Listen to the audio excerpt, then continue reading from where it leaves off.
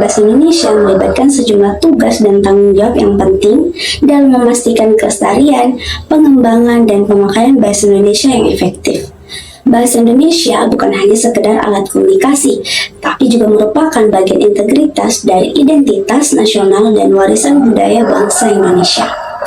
Peranan pemimpin dalam pembinaan bahasa Indonesia adalah kunci dalam memastikan bahwa bahasa tersebut tetap menjadi sarana komunikasi yang efektif dan identitas nasional yang kuat.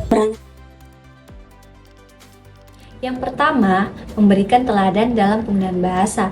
Pemimpin harus menjadi contoh dalam penggunaan bahasa yang baik dan benar, baik dalam pidato resmi, tulisan, maupun interaksi sehari-hari. Dengan demikian, dapat menginspirasi masyarakat untuk mengutamakan penggunaan bahasa Indonesia yang benar. Mendorong penggunaan bahasa Indonesia di berbagai konteks. Pemimpin memiliki peran dalam mendorong penggunaan bahasa Indonesia di berbagai aspek kehidupan, termasuk di media massa, dunia pendidikan, bisnis, dan administrasi pemerintahan. Dukungan dan preferensi dari pemimpin memperkuat status bahasa Indonesia sebagai bahasa resmi dan bahasa pengantar utama di Indonesia. Yang ketiga yaitu menyuarakan pentingnya pelestarian bahasa.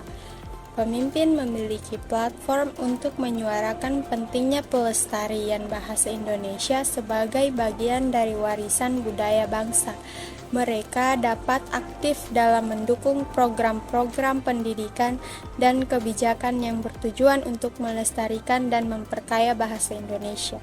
Yang keempat yaitu mengedepankan pendidikan bahasa. Pemimpin memiliki peranan penting dalam mengedepankan pendidikan bahasa dengan memperkuat sistem pendidikan. Mereka juga dapat menekankan pentingnya pembelajaran bahasa Indonesia secara efektif, memperbarui kurikulum, serta memberikan pelatihan kepada guru agar dapat memberikan pengajaran yang berkualitas dalam bidang bahasa. Kelima, mendorong inovasi bahasa. Pemimpin dapat mendorong inovasi penggunaan bahasa Indonesia untuk mengakomodasi perkembangan teknologi dan kebutuhan komunikasi yang berkembang. Ini termasuk mendukung pengembangan istilah baru dalam bidang ilmu pengetahuan, teknologi, dan kebudayaan. Menanggulangi penggunaan bahasa yang tidak baku.